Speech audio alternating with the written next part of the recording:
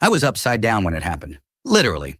Wrench in one hand, boot jammed against the emergency grav stabilizer, the other hand deep inside a fried circuit cluster that smelled suspiciously like burnt marshmallows in despair. Alarms were pulsing a dull red glow through the maintenance corridor like the universe itself had a headache. Again. I didn't even look up when Moxie, my overly cheerful maintenance droid with a taste for vintage Earth television, rolled into view and said, "Captain Devon, statistically speaking, you are either about to be electrocuted or about to invent a new kind of jazz." "I'll take electrocution," I muttered, yanking the circuit core free with a satisfying crackle. Sparks shot past my nose. Somewhere down the corridor, something howled. Or maybe it was just the vent fans again. Moxie made a concerned whirring noise, then added in its best imitation of an old sitcom dad, "Well, son, if you'd just gotten that engineering degree instead of a minor in alien linguistics."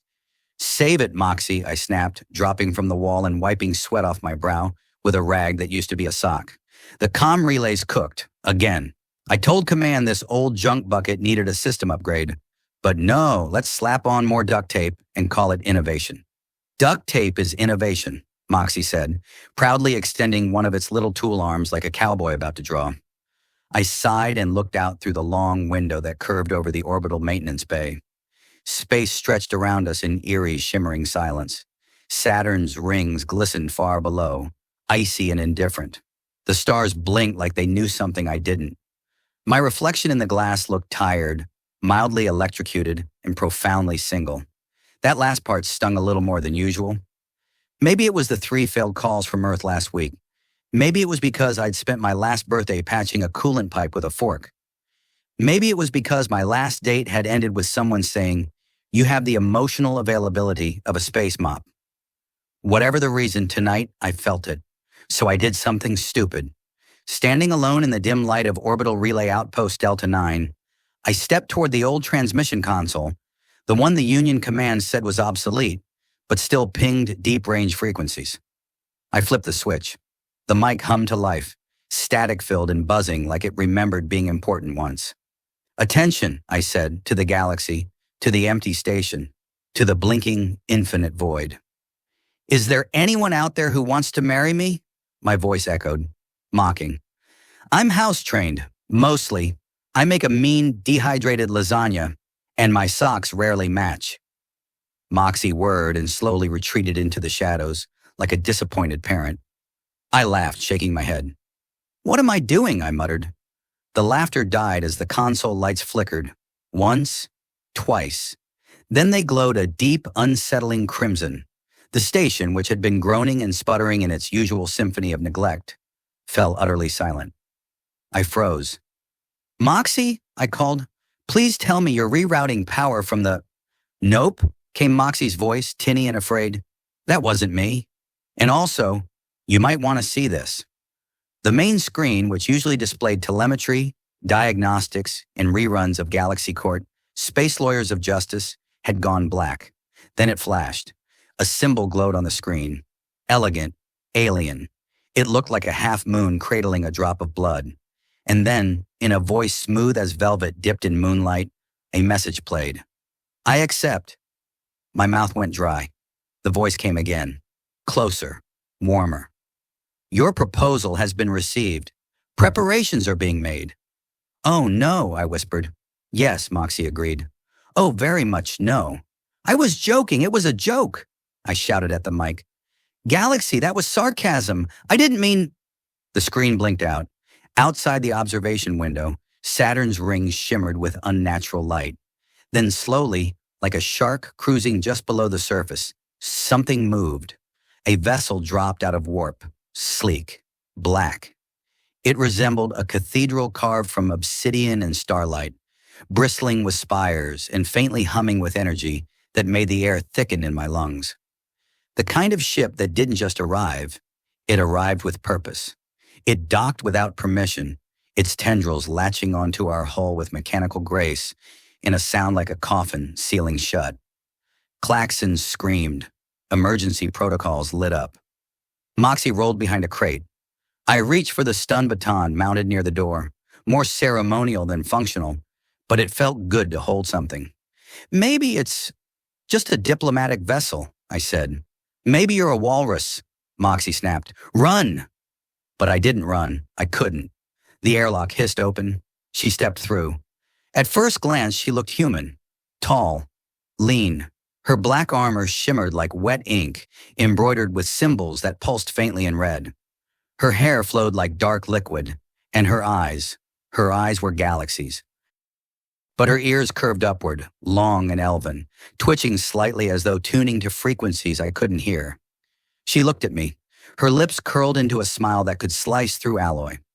I am Valeth, she said, her voice deep and musical, of House Nixthorn, matron of the Voidclad, high descendant of the Crimson Ecliptica.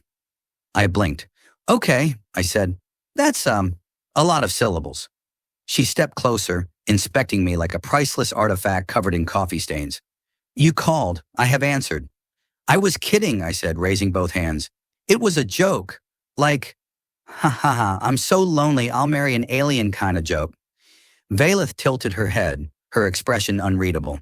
Sarcasm is a dialect of longing. Your frequency was unmistakable. Lady, I fix space toasters for a living. She smiled again, wider this time, revealing very sharp teeth. Then we shall make a home full of fixed toasters. Moxie peeked out and whispered, I give this marriage 2 weeks. Tops. I haven't even agreed to marry you, I barked. But you did ask, she said simply, lifting her hand. My wrist buzzed. A ring materialized on my finger. Black metal, humming faintly. What the hell is this? The symbol of our union, she said. I accept your bond. I looked at the ring. I looked at her. I looked at the void outside. Okay, I said. This is fine. This is normal. Totally logical consequence of screaming loneliness into deep space. Just another Tuesday. Valeth's ears twitched again. You jest often. I like that. I looked back at Moxie, who had started writing a will. I didn't know whether to scream or laugh, so I did both. You brought a coffin, I said flatly, pointing at the object Valeth had just rolled into my quarters. It was 7 feet long, covered in metallic vines that pulsed a soft red, and had the kind of shape that screamed eternal slumber for the formerly breathing. She turned to it proudly. It is my sleeping vessel, forged from the husks of dying stars and cooled in the winds of a neutron bloom. I blinked. Right. So, not just for show.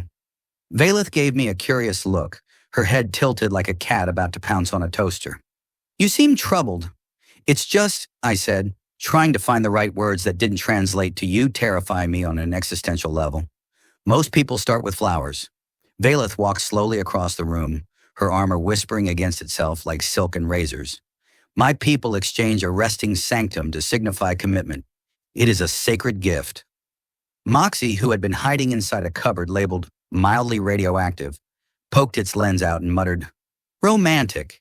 I rubbed my face. This is a misunderstanding. A beautiful, horrifying misunderstanding. Valeth studied me.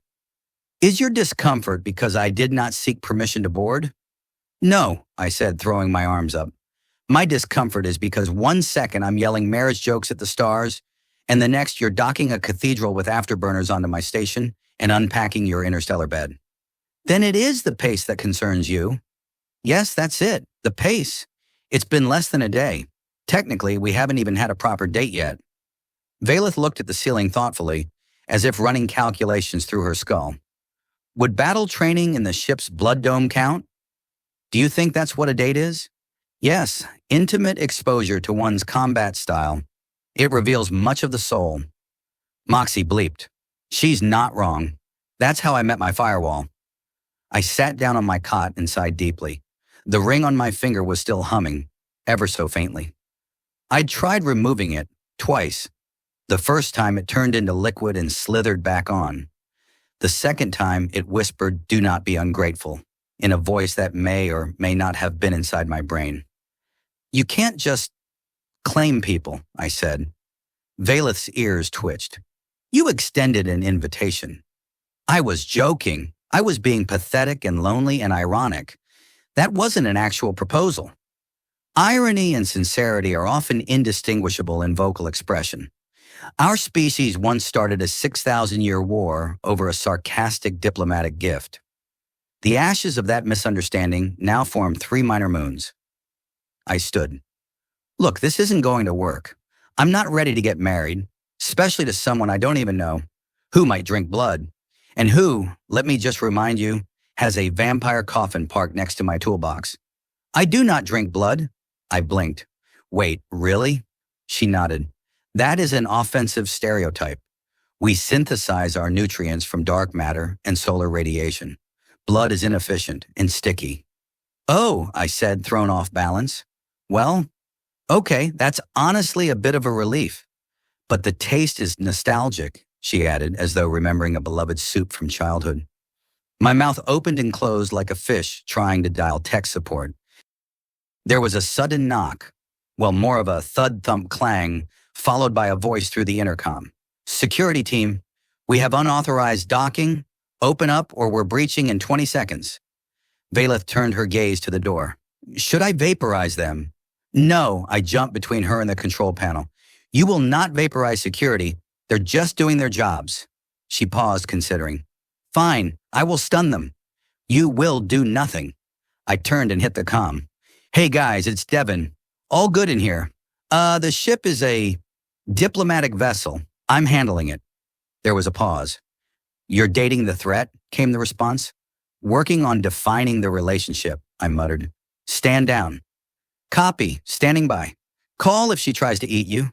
Valeth looked pleased. They accept our bond. They're afraid you'll crush their lungs, I said. As they should be. She turned and floated, yes, floated, over to her coffin and laid a hand on it like it was an old friend. I will rest now. It is customary to recover strength before the engagement duel. Wait, what? Valeth's expression was unreadable. There are always challenges when a bond is formed. Rivals, jealous ex-lovers, cosmic forces that oppose union. Oh, come on. You will need to prepare, she said calmly, easing open the top of the sleeping vessel. It made a faint sighing sound, as if happy to be reunited with her spine. I am not fighting anyone, especially not a plasma-breathing space ex-boyfriend. Then we will spar, she said, climbing inside. Hard pass. Very well. Then dream of me. I will be watching. The lid closed with a soft click. The lights dimmed around the coffin. It began to hum gently. Moxie rolled out, scanning the room. So, that's your fiancé. Apparently. 10 credits says she eats your soul by Friday. She said she doesn't eat souls. Yet, I sank into the cot, feeling the weight of absurdity settle onto my shoulders like a galactic tax audit. My brain replayed the last 12 hours on loop. Sarcastic proposal, ominous message, vampire cathedral ship, glowing ring, diplomatic crisis, interstellar snooze box. This is fine, I muttered. Moxie blinked twice, turned slowly toward the airlock and said, I'm going to back up my memory banks now. You know, just in case your dreams end with you vaporized into a poem. Thanks for the support. Anytime, Captain Deadmeat. The droid vanished, and I was alone. Well, not exactly. I woke up to the sound of humming, not the gentle kind you might associate with, say, grandmothers or bored elevator musicians. This was a deep, mechanical vibration that rattled my molars and made my toenails feel slightly magnetic. I rolled off my cot, flailing into my boots, and tried to determine if the sound was internal panic or external doom. Spoiler, it was both. Valeth's coffin had opened. Not dramatically, no ominous hiss or theatrical fog, just a smooth, efficient shk. She was sitting upright, back straight, eyes closed like she'd just finished downloading an update on being intimidating. The crimson glow from her armor pulsed in rhythm with the station's heartbeat, which was weird because space stations don't have heartbeats. Good morning, she said without opening her eyes. It's 2:47 a.m., I replied. Not even coffee o'clock. You appear disheveled. I slept in a room with a vampire sarcophagus humming like a planetary engine. You're lucky I didn't wet myself. Her eyes opened, glowing faintly. You joke when you are afraid. I joke when I'm breathing. She stood and stretched her limbs with unnatural grace. Her ears twitched. The ship has shifted orbit slightly. Your station's alignment with Saturn's rings is now symbolically optimal for a blood bonding ritual. That sounds romantic, I said. and extremely concerning. It is the second most binding ceremony in our culture, only edged out by joint conquest. Great. Let's aim for something less conquisty. She tilted her head. You do not wish to merge destinies through ritual? I don't even merge my laundry, I said. Also, your rituals involve blood, and I'm rather fond of all mine staying in me. Valeth walked to the console and ran a hand over the controls. The display flickered and changed to a map of the sector. One icon pulsed bright red. That's not one of ours, I said. She nodded. The Council of Drenhall. They monitored the signal you sent. Wait, the stupid marriage joke? She nodded again. It triggered a summons beacon, coded as a claim signal. Other factions might interpret it as an invitation to compete. I stared at the map, slowly realizing that my single, lonely cry into the void had been picked up by what essentially amounted to an intergalactic dating app with gladiatorial mechanics. You're telling me I started an alien love war? Possibly a skirmish, maybe just a challenge duel. I blinked.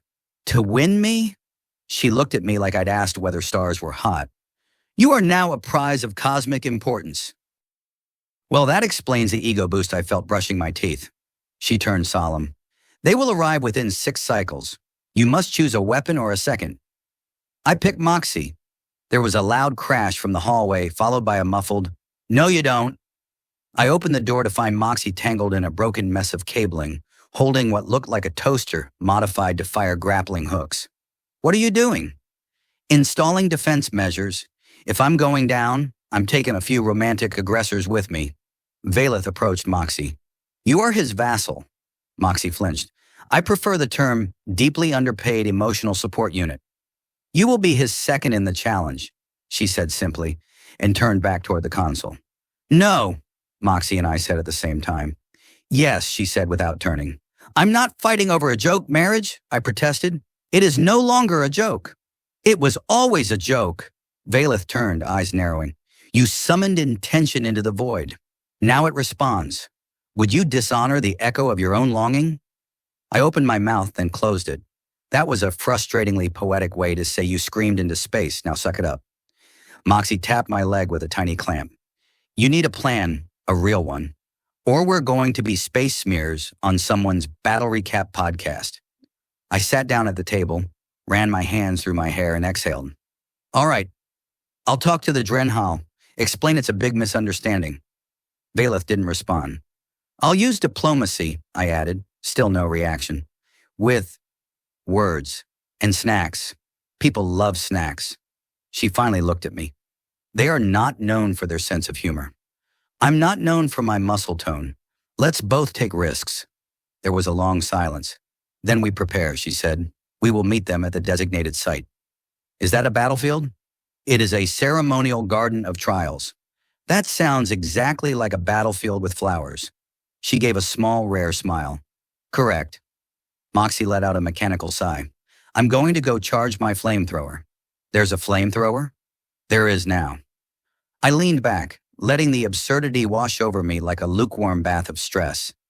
In less than 48 hours, I'd gone from fixing interstellar vending machines to being the romantic target of ancient space nobility, with a duel on the horizon, possibly involving alien flowers. I turned to Valeth. You know, back on Earth, people usually swipe right, grab a coffee, maybe go for a walk before deciding to start an intergalactic incident. She tilted her head. We value efficiency. I couldn't argue that, but as I watched her review battle maps with the quiet confidence of someone who'd once arm-wrestled a neutron star, I realized something even more unsettling than blood-bonding rituals or council skirmishes. Part of me wasn't terrified anymore. Part of me was intrigued. The Drenhall vessel arrived like a thunderclap, except without the courtesy of sound.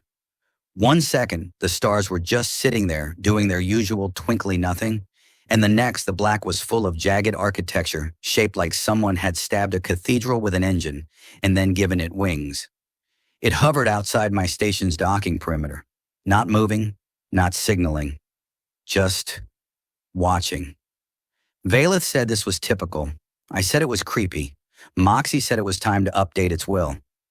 We had 6 hours until the meeting. 6 hours. That's not enough time to emotionally prepare for brunch, let alone an ancient alien trial over a misunderstanding that began with me yelling romantic despair into the void like a caffeinated idiot. Valeth stood perfectly still, hands clasped behind her back, watching the incoming data. Her ears twitched occasionally, like she was listening to something I couldn't hear. Probably the sound of fate chuckling. "They bring an arbiter," she said finally. "Is that good news? Or like cosmic death bingo bad?" "Neither. It means they take your worth seriously," Moxie snorted. "Devin once spilled chili into the quantum relay. That's the extent of his worth." "That was one time," I said. "And it was low-viscosity chili." Valeth didn't laugh, but there was a subtle rise to her brows. Progress. She approached the panel and placed her hand against it. Symbols I couldn't read spiraled up from the console like they were forming language mid-thought. "This arbiter is known as Tyroline, the Singularity Born." Moxie's screen flickered. "That sounds like someone who names their sword." "They do," Valeth said. "Oh boy." The plan, if you could call it that, was to meet on a neutral satellite known as Ceres 4, which was, according to the database, mostly composed of crystalline sands, dangerous flora, and a breathable atmosphere that somehow still made your teeth itch. Lovely. I asked if we could bring a picnic blanket or maybe some weapons. Valeth packed both. We docked on the surface in silence. The Ceres 4 sky pulsed gently, a kaleidoscope of static blue and electric orange. The air tasted like dry lightning and root beer. I felt like my bones were buzzing. Either that or I was having a highly specific panic attack. Waiting for us at the center of the meeting ring was a figure who clearly hadn't gotten the memo about business casual. Tyrellin was tall, draped in living armor that shimmered with embedded stars. His face was angular, not in a handsome way, but in the way cliffs look handsome before they crush your hovercar. He held a staff that radiated ancient judgment. He looked directly at me and said, "You are the one who screamed into the dark." "Technically," I shouted, I said. "Screaming is more high-pitched and less articulate. I heard the loneliness of 1,000 orbitless moons."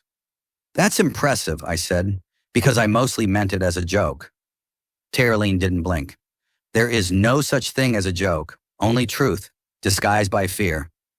Moxie muttered, "Okay, Socrates." Valeth stepped forward. "He is mine by right of claim, but I allow him voice. Let him speak." "Oh, good," I said. "I love speaking under cosmic pressure." Tyrellin nodded solemnly. "Proceed." I cleared my throat, mostly to fill the terrifying silence. "So here's the thing. I made a sarcastic comment. You know, the kind people do when they're alone in space too long. It was meant to be funny, or tragically funny. You know, that sweet spot between tears and chuckles." Nobody moved. "What I'm saying is," I continued, "I didn't mean to summon any blood oaths, challenge rituals, or potential soul duels. I'm flattered. Deeply. I mean, who wouldn't be flattered by being the prize in a supernatural space courtship? But I didn't know the rules. I didn't know I was transmitting on galactic Tinder with the duel to the death filter turned on." Tyrellin was silent for a long moment. Then, "You admit to ignorance." "Absolutely," I said. "If ignorance were a sport, I'd be the MVP of this quadrant." He turned to Valeth. "He lacks honor.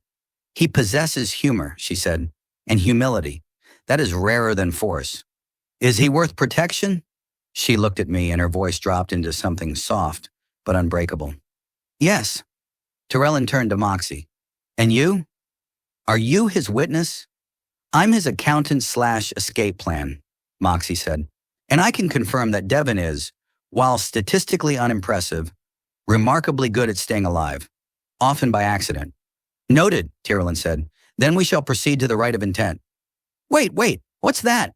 "Affirmation," Valeth said. "Without combat." I exhaled, relieved. "In theory," she added. "Why add that last part?" Tyrellin gestured, and the earth beneath our feet pulsed. A ring of luminous crystals rose, each one vibrating with sound that hadn't yet decided whether to be music or menace. In the center was a platform, hovering 3 feet above the ground. "Step forward, Devin of Earth," the arbiter said. "Speak your intent." I stepped onto the platform, my palms sweaty enough to short out minor electronics. The crystals pulsed. "My intent," I began, "is to not die. and ideally to leave here with all my blood still inside me. The crystals changed color.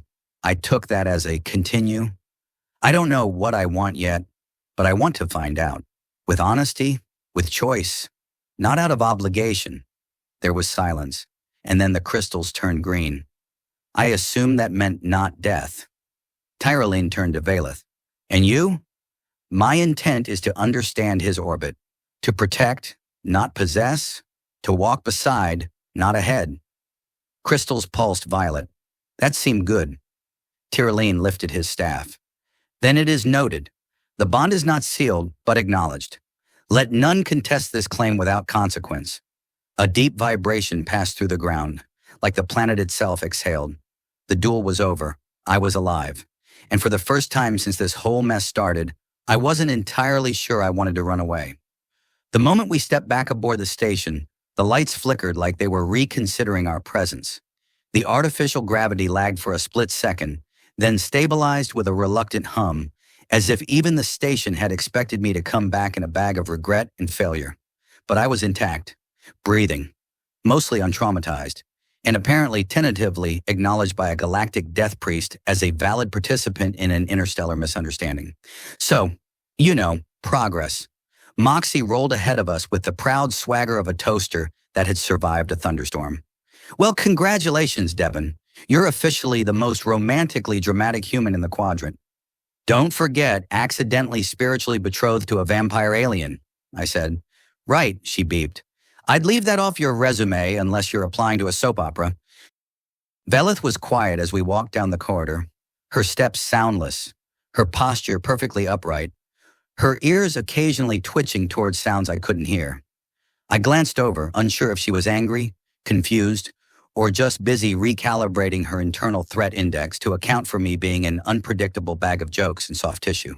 So, I said, casually scratching the back of my neck, was that whole right of intent thing normal? Or did we just improvise our way through a cosmic engagement ceremony? She looked at me, her expression unreadable. It was within acceptable parameters, slightly unconventional, but honest. I'm sensing that's not a compliment. It is. You survived without invoking trial by plasma. Well, that's always the goal on a first date. She stopped walking and turned to face me. You continue to refer to this as a date. I shrugged. I mean, there was ritual, fancy words, glowing rocks. We didn't die. Honestly, it's going better than half the dates I had in college. Her lips quirked, just barely. Your humor is disarming. That's the idea. If I keep everyone confused, nobody stabs me. We reached the common room. The main monitor had updated itself while we were gone. A new transmission was in the queue, marked with an encryption level I hadn't even known we had. Moxie rolled toward the console and scanned the header. Huh, this came from the Zelmar Republic. Valeth's head tilted slightly. Unexpected. Are they friendlier than the Drenhall? They hold a more academic view of bonding rituals. Less blood, more debate. Oh, thank God, I muttered. I might finally win something through talking. Moxie tapped the console, and a hologram popped up. A Zelmarian diplomat in a crisp silver uniform. Long, feathery antennae twitching above their head, like they were picking up invisible radio shows. The message began without preamble. To the human who broadcast an unclaimed marital call into the void, greetings. We have reviewed your emotional data signature. After rigorous analysis, we believe you may be a viable candidate for the honor sync trials of House Zelmar. A delegate will arrive within 72 hours. Prepare. The hologram winked out. I blinked. Wait, so now another alien race wants to marry me? Moxie tilted toward me. You're trending. This is not how I imagined becoming popular. Valeth's eyes narrowed. Zelmar trials are verbal, but they are not gentle. You must defend your identity, your intention, your emotional continuity. I don't even know what I had for breakfast yesterday, I said. How am I supposed to defend my emotional continuity? You must declare what you are and prove it with coherence. I've never been coherent in my life. Moxie beeped cheerfully. We've noticed. Valeth crossed the room and pulled a long, thin device from the wall panel, a training rod I'd seen her use it once to parry a plasma knife while yawning. She handed it to me. I don't need to fight the Zelmarians, I said.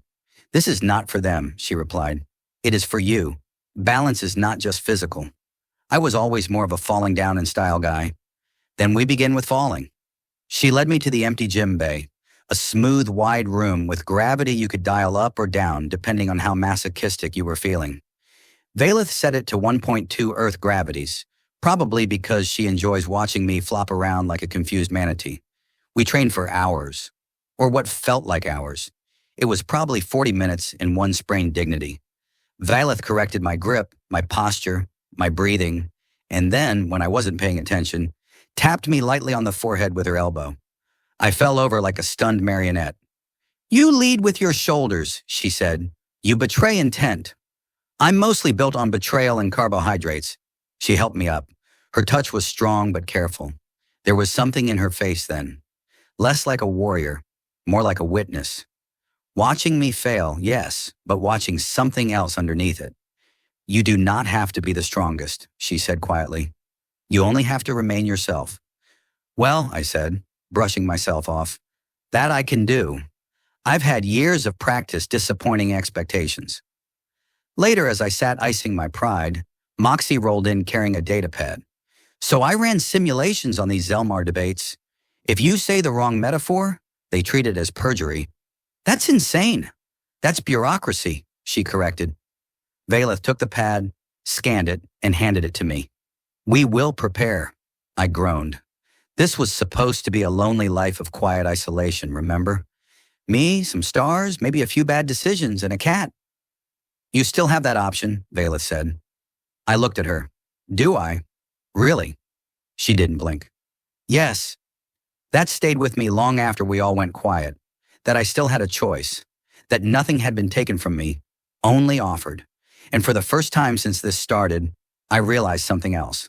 I didn't want to walk away. Not yet. The Zelmar delegate arrived precisely 37 hours later, which Moxie called early, and I called a cosmic ambush. Their vessel was an obsidian prism lined with oscillating glyphs that pulsed like a heartbeat, synced to some philosophical rave. It didn't land so much as phase halfway into the station's docking ring, ignoring most laws of physics and all laws of polite arrival. I waited in the vestibule with Valeth, heart thudding, posture awkward. I wasn't sure what I expected. Something humanoid, maybe. Maybe something with a clipboard and a therapist's stare. What I got was a 6-foot-tall, bioluminescent being who looked like a jellyfish mated with a cathedral window. Their limbs drifted like smoke. Their eyes blinked on vertical axes, and when they spoke, it was in chords that resonated in my ribs. I am Kizin, they said, their voice like a harp falling down a staircase. Interpreter of identity? Are you the instigator? I considered lying. Yes. But to be fair, it was more of a sarcastic cry into the void than a deliberate cross-species proposal. That is sufficient, Kizin replied. Your emotional waveform was potent. Several conclaves filed interest. House Zelmar claims priority. Do I get a say in that? Yes, but only if your coherence exceeds our expectations. Well, that's horrifying. Correct. They floated past me without walking and left a faint trail of ozone and something I would later describe as nostalgic anxiety. We followed them to the main gathering chamber. Valeth had taken to standing close, not protectively exactly, but like someone ready to correct reality with a blade if it misbehaved.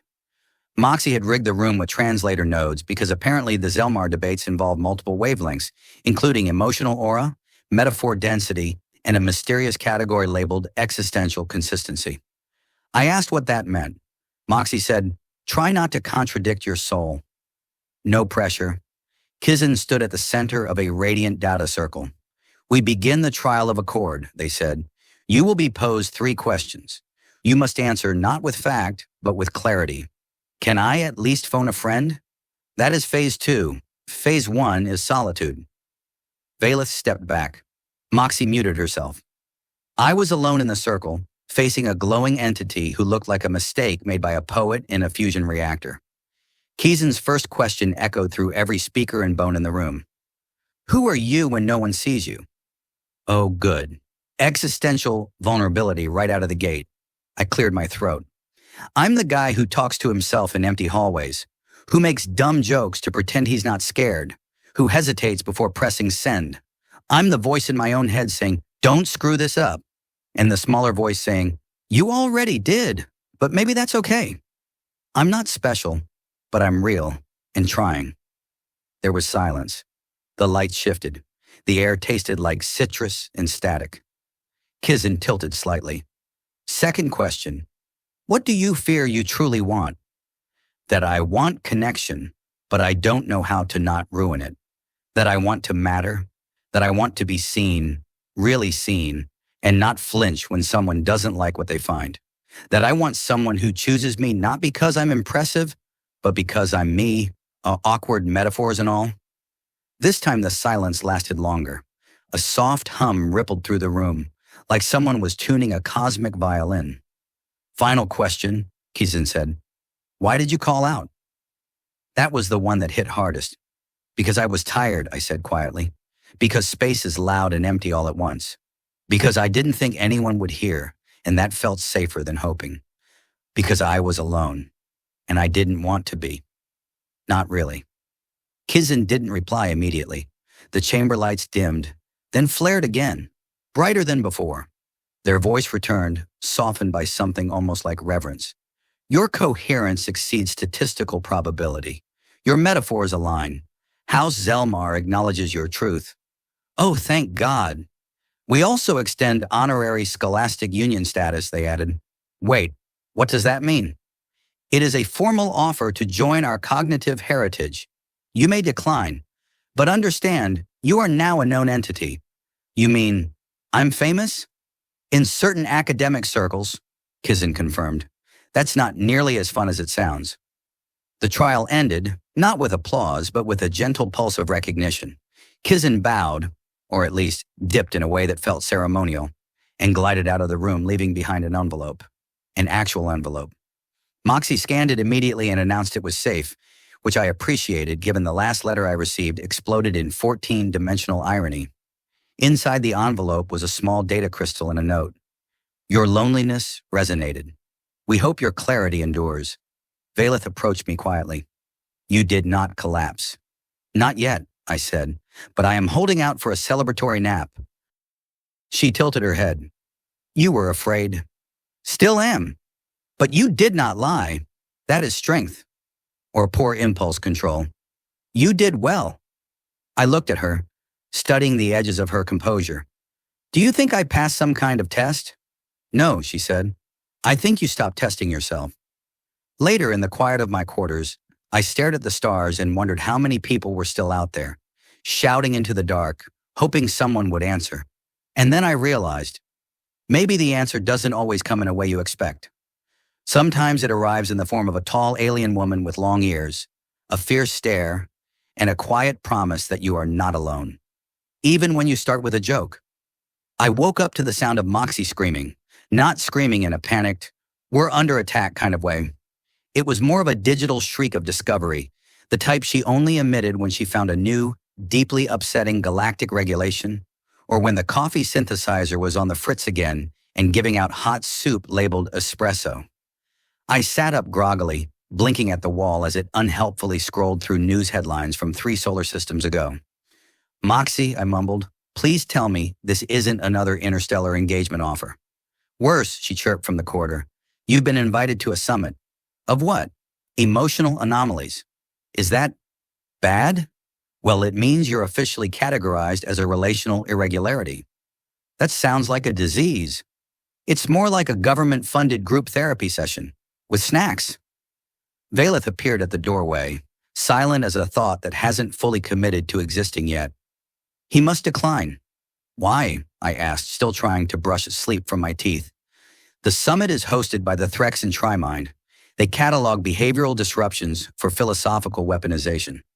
That sounds made up. It is not. They once turned a wedding toast into an act of warfare. I mean, to be fair, I've been to a few weddings that came close. Valeth crossed her arms, eyes narrowing slightly. Your attendance would alert their cognitive registry. They would study you, dissect your speech patterns. Joke's on them, I said. Even I don't understand half the things I say. Moxie rolled into the room, projecting a hologram of the invitation. It pulsed gently in shades of amber and lavender, like it wanted to be soothing but couldn't quite commit. The text read, "To the human anomaly. Your resonance has destabilized several expected emotional paradigms. We request your presence. Compensation includes rare desserts." "They're offering dessert?" I said. "You're not going," Valeth replied. "You can't just decide that." "I can," she said, "when it involves you becoming a data point in a weaponized empathy experiment." "Just one dessert?" "They ferment cake with ambient tension." "Okay, yeah, that's a red flag." We declined the invitation with what Moxie called passive-aggressive diplomacy, which mostly involves sending back a glittery gif of a cat shrugging. Interstellar communication etiquette had gone rapidly downhill since humans introduced memes to the wider galaxy. Somehow, we'd become the equivalent of raccoons showing up at a banquet and just staying. With the summit off the schedule, I found myself in the rare position of having nothing urgent to do except process how bizarre everything had become.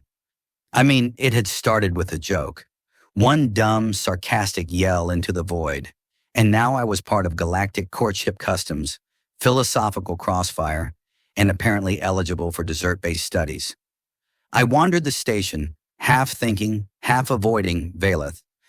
Not because I didn't want to see her, but because lately, every time we talked, the space between us filled with an increasingly complex silence, one that felt less like discomfort and more like anticipation.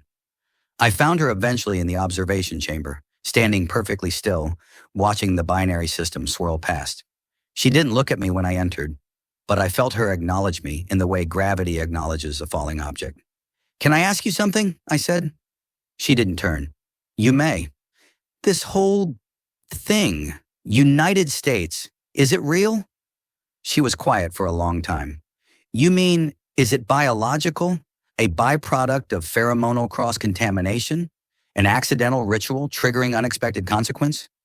I was hoping for something more poetic, but sure, start with that. She turned then, slowly. "It is real to me. Even though I'm just some strange human with bad reflexes and worse timing. Precisely because of that," I blinked. "You're into bad timing?"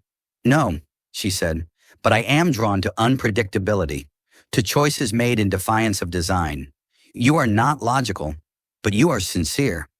I'm like a heartfelt spreadsheet full of typos." "That is not inaccurate." We stood in silence. The stars spun lazily beyond the glass, completely unaware of how two tiny people were trying to understand each other in the middle of a floating metal tin. "Do you think it's possible," I asked, "that maybe this was meant to happen?" "I think meaning is a story we choose to believe," she said, "but I choose this one." For once, I didn't joke.